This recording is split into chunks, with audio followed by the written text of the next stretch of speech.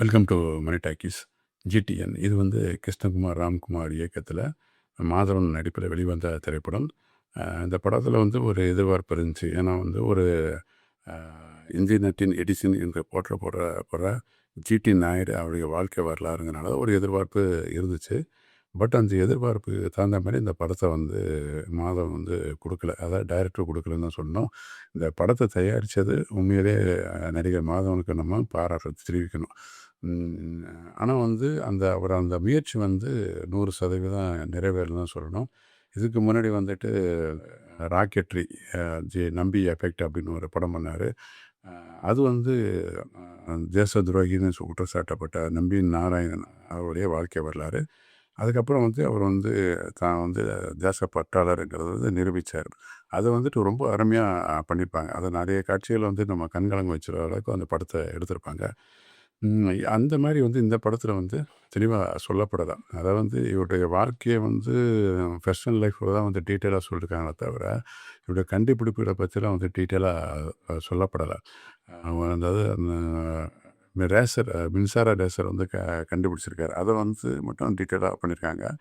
அது வந்து இங்கே ஜெர்மனி நாட்டில் வந்துட்டு 3வது பரிசு கிடச்சிருக்கு. அதே மாதிரி சவர கத்தி இவர் கண்டுபிடிச்சார். அதுக்கும் வந்து அங்கே ஜெர்மனி நாட்டில் வந்துட்டு முதல் பரிசு கிடச்சிருக்கு.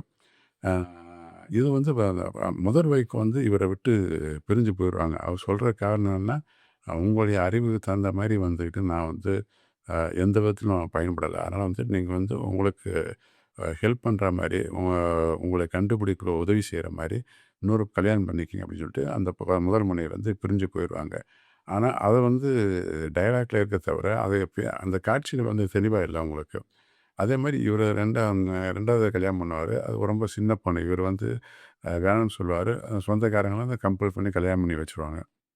ஆனால் அந்த பொண்ணு வந்து இவருக்கு வந்து ஒரு கண்டுபிடிப்புக்கு வந்து எப்படி வந்து ஹெல்ப் பண்ணுச்சுங்கிறதுக்கும் டீட்டெயில் கிடையாது. அந்த மாதிரி இந்த படத்தில் வந்து அந்த மாதிரி நம்ம கனெக்ட் பண்ணுற அளவுக்கு பெரிய இதை வந்து நம்ம வந்து கதையோடு ஒன்றி போக முடியல அவங்களுக்கு. சில விஷயம் அதாவது வந்து சில விஷயங்கள் நல்லா இருந்துச்சு. அதை வந்துட்டு முதல் வந்து இவர் பிரிட்டிஷ்காரர்கிட்ட இந்த பைக்கை பார்க்குறாரு. அந்த பைக்கு வேணும்னு கேட்குறாரு. அந்த விலையை சொன்ன பிறகு இவர் வந்து அந்த வாங்கணுங்கிறக்காண்டி கோயம்புத்தூரில் போய் 3 வருஷம் வந்து ஒரு சமையல்காரனாக வேலை பார்த்து அந்த பணத்தை கொண்டு வந்து அந்த மோட்டர் பைக்கு வாங்கி அதோட அக்குவர் ஃபுல்லாக பிரிச்சுட்டு அதை கண்டுபிடிப்பார். அதை முதல்ல வந்துட்டு இந்த மோட்டார் பைக்கை வந்து மோட்டார் கண்டுபிடிச்சது இந்தியாவில் இவர் தான் சொல்லப்படுது. இது என்னென்ன பெரிய துயரம் என்னென்னா, உங்களுக்கு இவருடைய கண்டுபிடிப்புலாம் இந்திய அரசாங்கம் வந்து பெருசாக வந்து என்கரேஜே பண்ணல உங்களுக்கு. அதனால ஒரு கட்டத்தில் வந்துட்டு ஒரு மனநிலை பாதிக்கப்படுற அளவுக்குலாம் வந்து காட்சிகள் அந்த படத்தில் வச்சுருப்பாங்க. அதெல்லாம் வந்து அந்த காட்சிகள்லாம் ரொம்ப நல்லாயிருக்கும் உங்களுக்கு. பட் வந்து இந்த படத்தை வந்து நல்லா வந்திருக்க வேண்டிய படம். பட் வந்து ஒரு தெளிவாக சொல்லாதனால வந்துட்டு ஜனங்க மட்டும் வந்து பெருசாக ஈடுபடாமையாக போயிடுச்சு.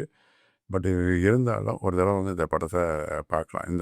அதாவது இப்படி வந்து நம்ம நாட்டில் இப்படி ஒரு விஞ்ஞானி இருந்தார், புறக்கணிக்கப்பட்டார் அப்படிங்கிற விஷயத்தை தெரிஞ்சுக்கணும். ஆனால் அந்த ஏன் புறக்கணிக்கப்பட்டாருங்கிறதுக்கு வந்து தெளிவாக சொல்லப்படுற உங்களுக்கு. இங்கே ஜெர்மன் நாட்டில் வந்துக்கிட்டு இவர் வந்து ஒரு பருத்தி செடியை கண்டுபிடிச்சிருக்காரு. அங்கே வந்து நாயுடு காட்டுன்னு சொல்லி இவரோட பேரை தான் வச்சுருக்காங்க உங்களுக்கு. அந்த அளவுக்கு வெளிநாட்டில் தான் இவர் வந்துக்கிட்டு பாராட்டியிருக்காங்க, புகழ கொடுத்துருக்காங்க. பட் இந்திய அரசாங்கம் வந்து அந்த அளவுக்கு வந்து இவருக்கு வந்து அங்கீகாரம் கொடுக்காம போயிடுச்சு. அதாவது நிறைய விஷயங்கள் வந்துட்டு இவர் அதாவது வெளிநாட்டிலலாம் வந்துட்டு காப்புரிமையெல்லாம் கேட்டிருக்காங்க. பட் வந்து இந்தியாவுக்கு தான் கொடுக்கணுங்கிற சொல்லிட்டு இவர் வந்து அதெல்லாம் கொடுக்காம இருந்திருக்காரு.